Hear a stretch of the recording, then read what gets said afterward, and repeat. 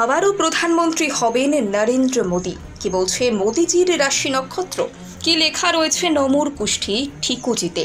প্রকাশ্যে এলো নরেন্দ্র মোদীর রাশি চক্র। দেশ জুড়ে চলছে লোকসভার ভোট। এই ভোটের মধ্য দিয়ে নতুন করে নির্বাচিত হবে দেশের সরকার। বিগত 10 বছর ধরে প্রধানমন্ত্রীর পদ অলংকৃত করে রয়েছেন নরেন্দ্র মোদী। এই নিয়ে নরেন্দ্র মোদী দুবার প্রধানমন্ত্রী হয়েছেন। এখন প্রশ্ন হচ্ছে, তৃতীয়বার কি নরেন্দ্র মোদী প্রধানমন্ত্রী হবেন, নাকি এবার পালা বদল ঘটবে? কি বার্তা দিচ্ছে নরেন্দ্র মোদীর জন্ম ছক? সম্প্রতি একটি প্রতিবেদনে প্রধানমন্ত্রীর রাশি ছক সম্পর্কে আলোচনা করা হয়েছে। সাধারণত প্রত্যেকটি মানুষেরই নির্দিষ্ট একটি জন্ম ছক বা রাশি চক্র থাকে।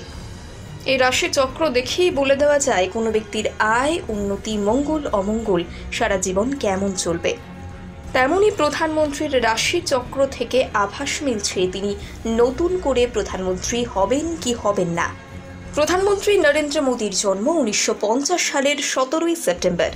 জন্মছক অনুসারে প্রধানমন্ত্রী নরেন্দ্র মোদী বৃশ্চিক রাশির জাতকদের বেশ কিছু ভালো ভালো বৈশিষ্ট্য রয়েছে। যেমন বৃশ্চিক রাশির জাতকরা কখনো হার মানে, এরা প্রচণ্ড দূরদর্শী সম্পন্ন হয়। এদের মনোবল হয় পাথরের মতন শক্ত। এদের লক্ষ্য থাকে ঈগলের মতন প্রখর এবং স্থির। এদের তেজ হয় সূর্যের মতন উত্তপ্ত।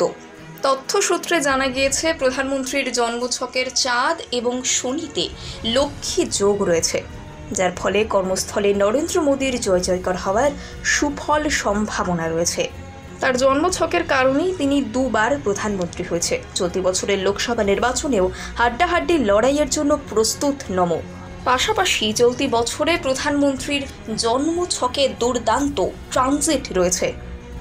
তার রাশিচক্রের পঞ্চম ঘরে রাহু এবং কন্যা রাশি রয়েছে।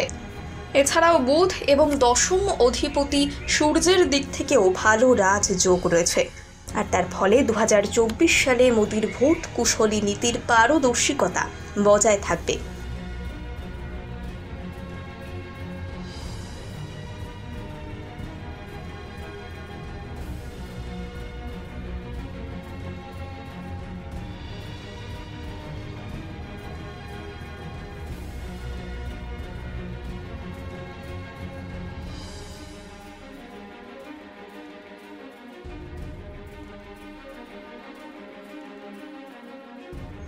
আবারও প্রধানমন্ত্রী হবেন নরেন্দ্র মোদী। কি বলছে মোদীজির রাশি নক্ষত্র, কি লেখা রয়েছে নমুর কুষ্ঠি ঠিকুজিতে।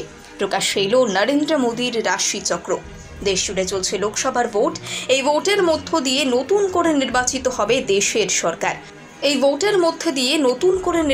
হবে দেশের সরকার। বিগত 10 বছর ধরে প্রধানমন্ত্রীর পদ অলংকৃত করে রয়েছেন নরেন্দ্র মোদী। এই নিয়ে নরেন্দ্র মোদী দুবার প্রধানমন্ত্রী হয়েছেন।